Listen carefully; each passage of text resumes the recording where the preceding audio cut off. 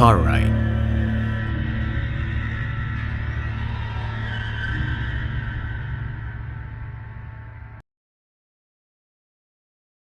It's a rainy Saturday night. I'm in the comfort of my bed in my dorm. Tomorrow is my well-deserved day off after working days straight as a surgical intern.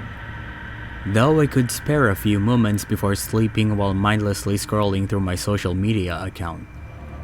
That is until I stumble upon a short clip of a news report appearing on top of my newsfeed.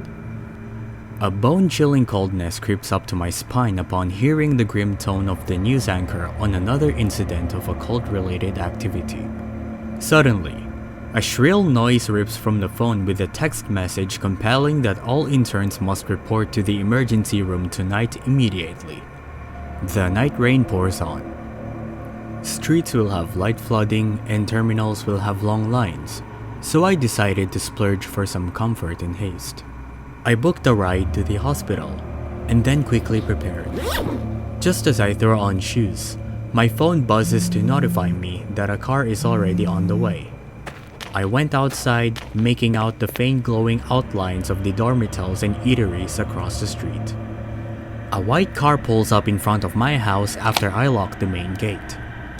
As I enter the car, my nose is hit with a strong musk of something earthy and sweet. Probably the car scent mixing with the petrichor. The hairs on my arms stand as I sit on the passenger seat. Nevertheless, I greet and thank the driver. He is stiff and silent, staring ahead as he locks the car with a faint click. Despite being in a neighborhood near a university, the streets were empty. Typically, there are people still walking around, even in this weather. After a while, the car stops at a red light.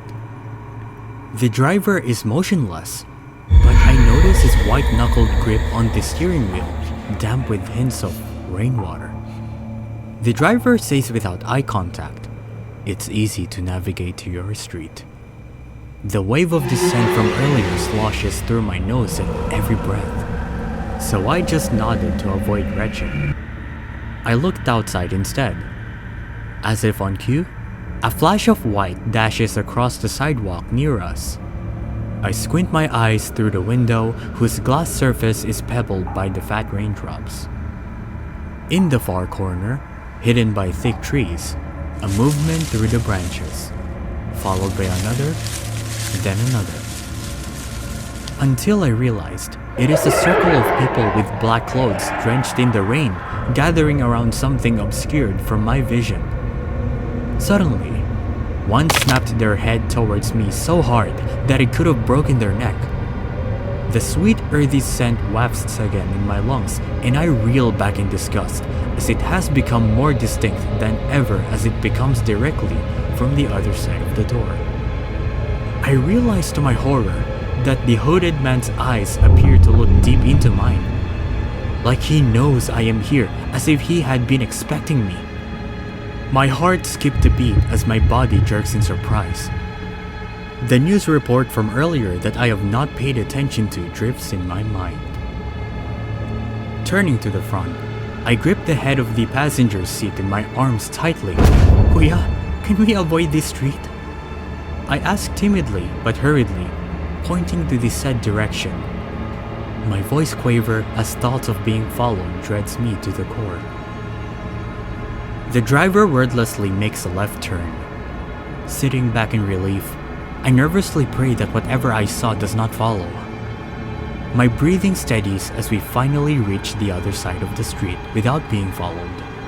I think about what to do now that I have potentially witnessed a cult.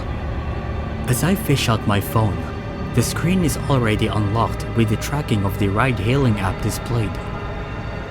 Then, it emits a soft bell sound, showing a notification that made my heart drop.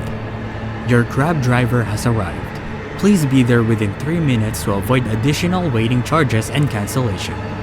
This is an auto-generated message.